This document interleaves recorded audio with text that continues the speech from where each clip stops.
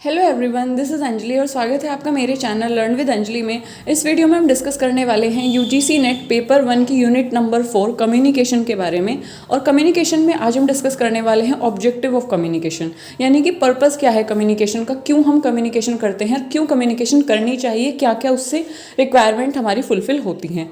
So let's get started in this video with a thought. आज की हमारी जो थॉट है that is You can't start the next chapter of your life if you are rereading the last one। Simple सी बात है कि अगर आप किसी बुक को पढ़ रहे हैं और अगर आप उस बुक के पिछले चैप्टर पे फोकस करते रहेंगे, पिछले चैप्टर को रीड करते रहेंगे, उसके पिछले चैप्टर को ही बार बार पढ़ते रहेंगे, तो क्या आप कभी नेक्स्ट चैप्टर पे बढ़ पाएंगे? नहीं ना। तो कहने का मतलब इस थॉट का एक्सट्रैक्ट सिर्फ इतना सा है कि अगर आप अपने पास्ट की जो मिस्टेक्स हैं, अगर आप अपने पास्ट के जो फेलियर्स हैं, आपके पास्ट के जो डार्क फेजेस हैं, आपके पास्ट की जो नेगेटिविटी है, अगर आप उसको ही रीफोकस उस पर करते रहेंगे, उसको रीड करते रहेंगे, रिव्यू करते रहेंगे और आप अपने प्रेजेंट को नहीं सुधारेंगे, आप अपने प्रेजेंट पे काम नहीं करेंगे, तो डेफिनेट सी बात है, सिंपल सी बात है कि आपका फ्यूचर कभी भी ब्राइट नहीं हो पाएगा। So you have to just ignore your past, live in your present and hope for the future. So this is the extract of this thought. I hope आपको ये क्लियर हुआ होगा। चलिए स्टार्ट करते हैं वीडियो और देखते हैं क्या है objective of communication. So purpose और जो ऑब्जेक्टिव है हमारे कम्युनिकेशन के, they are dynamic and ever changing. They are ever changing and common objective of the official communication to get information and to give information। मतलब कि main objective यही है कि कम्युनिकेशन से का मतलब यही है कि आपको इन्फॉर्मेशन लेनी है तो आप कम्युनिकेट करते हैं, इन्फॉर्मेशन देनी है तो कम्युनिकेट करते हैं। आस्क फॉर और गिव इंस्ट्रक्शन, अगर हम इंस्ट्रक्शन देते हैं तो कम्युनिकेट करते हैं, एडवाइजेज देते हैं, एडवाइजेज लेते हैं, सजेशंस देते हैं, सजेशंस लेते हैं तो हम कम्युनिकेशन का यूज़ करते हैं। टू मेक रिक्वेस्ट और टू परसुएड अदर, किसी को एग्री अगर हमें कराना है तो हम जितना हमारी कम्युनिकेशन, जितना हमारे फैक्ट, जितना हमारी बात में दम होगा उतना ही हम सामने वाले को कन्विंस कर पाएंगे। तो दीज आर सम थिंग्स कि हम कम्युनिकेशन का जहाँ पे यूज़ करते हैं, इनको धीरे धीरे हम और डिटेल में आगे जानते हैं। कम्युनिकेशन के जो ऑब्जेक्टिव है वो बहुत सारे भी हो सकते हैं, depending on the context and the persons involve. Depending on the context में, किस कॉन्टेक्स्ट में बात की जा रही है और कितने लोगों के साथ बात की जा रही है। अगर वो ग्रुप कम्युनिकेशन है, मास कम्युनिकेशन है या फिर वो इंडिविजुअल कम्युनिकेशन है, उसके अकॉर्डिंग उनके जो ऑब्जेक्टिव है वो चेंज हो सकते हैं। कम्युनिकेशन जो है वो फैमिली में, क्लासरूम में, थिएटर में, सेमिनार में, बोर्ड रूम में, ऑर्गेनाइजेशन में उनके अलग अलग ऑब्जेक्टिव्स होते हैं, अलग अलग उनके पर्पस होते हैं। क्लासरूम कम्युनिकेशन का जो पर्पस होगा वो हो सकता है कि कोई ग्रुप कम्युनिकेशन का ना हो। जो इंटरपर्सनल कम्युनिकेशन का मकसद होगा वो हो सकता है वो मास कम्युनिकेशन का ना हो। तो देयर आर डिफरेंट ऑब्जेक्टिव्स और depending on the person involve, depending on the context of communication. Second thing कि सेकेंड इसमें आती है कि अगर हम उसको और एलैबोरेट करके देखें, बिकॉज जब क्वेश्चन हमारे पास फ्रेम होता है, क्वेश्चन कुछ इस तरीके से फ्रेम हो सकता है कि which of the following are not the objective of communication, या which of the following are is the objective of communication. तो इन तरीके से कुछ क्वेश्चन फ्रेम हो सकते हैं। सो क्वेश्चन यहाँ पे किसी भी तरीके से फ्रेम हो सकता है। अब यहाँ पे जैसे कि अगर हम बात करें तो टू इन्फॉर्म, चीज़ों को बताना, इन्फॉर्मेशन देना कम्युनिकेशन का एक पर्पस होता है कि हम कम्युनिकेशन में हमारी जो इंटेंशन होती है, अगर मैं सामने वाले तक अपना कोई बात पहुँचानी है, कोई इन्फॉर्मेशन सामने वाले तक पहुँचानी है, तो हमें उसके साथ कम्युनिकेट करना पड़ेगा। Information is power. Information needs within outside organization and met through communication। कि कम्युनिकेशन ऑर्गेनाइजेशन के अंदर, ऑर्गेनाइजेशन के बाहर लोगों तक अपनी बात पहुंचाने के लिए, लोगों के बीच अपनी बात रखने के लिए हमें उनके साथ कम्युनिकेट करना पड़ेगा। तो जितना प्रभावी हमारी कम्युनिकेशन होगी, जितना इफेक्टिव हमारी कम्युनिकेशन होगी, उतना ही हमारा अच्छे रिजल्ट्स आएंगे। तो इसलिए कम्युनिकेशन स्किल्स पर काफ़ी फोकस किया जाता है। और जो लोग एक मास तक, एक ग्रुप तक बात पहुँचाते हैं, आपने देखा होगा अक्सर उनकी जो कम्युनिकेशन स्किल्स होते हैं वो काफ़ी ज़बरदस्त होती हैं। To persuade, business work through persuasion, important to persuade employees work efficiently customer to buyer और बायर प्रोडक्ट। आपने देखा होगा सिंपल से शब्दों में अगर मैं इसको बताऊं, टू परसुएड का मतलब होता है किसी को मनाना, किसी को कन्विंस करना। तो ये जनरली आपने देखा होगा ना, मार्केटिंग सेक्टर में बहुत ज़्यादा होता है। जब आपको किसी चीज़ की ना मार्केटिंग करनी होती है, मार्केटिंग तो लाइक आजकल हर ही चीज़ की आपको अपना ब्रांड बेचना है, कोई चीज़ आपको बेचनी है, लोगों के सामने उसको रखना है, लोगों को आपको कन्विंस करना पड़ेगा कि आप उनका जो ब्रांड है वो आपको क्यों खरीदना चाहिए, क्यों प्रेफर करना चाहिए, वो सारी चीज़ें। या आपको अपने पेरेंट्स को कन्विंस करना है, आपको टीचर्स को कन्विंस करना है किसी भी चीज़ के लिए, क्योंकि जैसे हमने पढ़ा था, कम्युनिकेशन इज़ ऑल परवेसिव, हर जगह व्यापक है, हर लेवल पे है।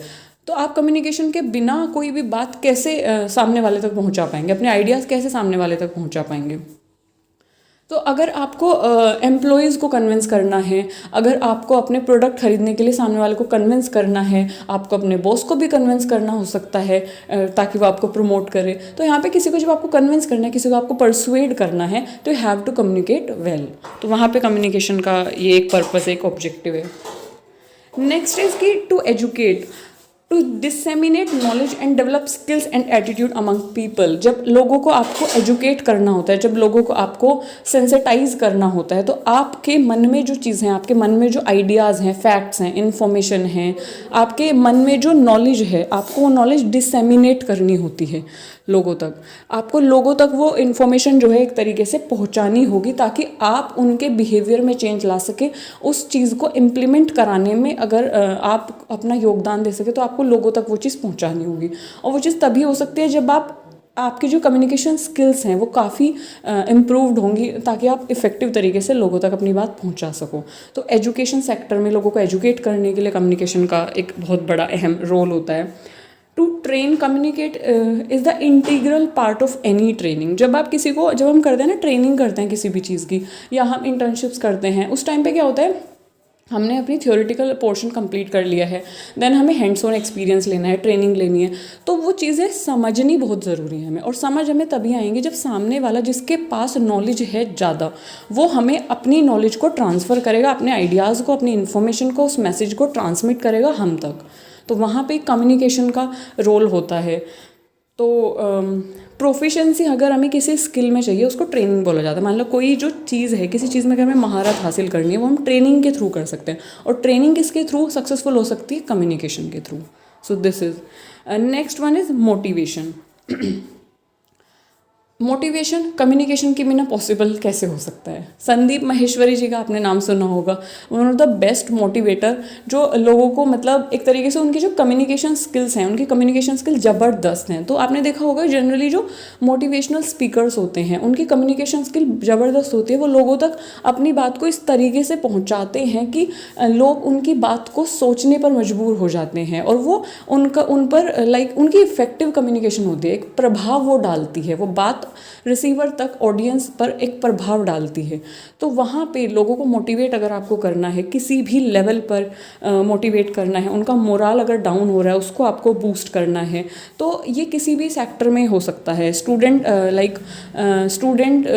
या क्लासरूम में भी हो सकता है, या अगर हमें एम्प्लॉयज़ को मोटिवेट करना है कि प्रोडक्टिविटी अगर हमें अपनी कंपनी की हाई करानी है, तो वहाँ के एम्प्लॉयज़ को हमें मोटिवेट करना होगा, उन्हें चैलेंजेस को फेस करने के लिए उन्हें एक तरीके से हमें स्टैंड कराना होगा। तो उसके लिए जब हमें वो मोटिवेशन भरना होता है, तो वहाँ पे कम्युनिकेशन बहुत ज़रूरी होता है। हमें वो अपने जो आइडियाज़ हैं वो उन तक पहुँचाना बहुत ज़रूरी होता है, उनको समझाना बहुत ज़रूरी होता है।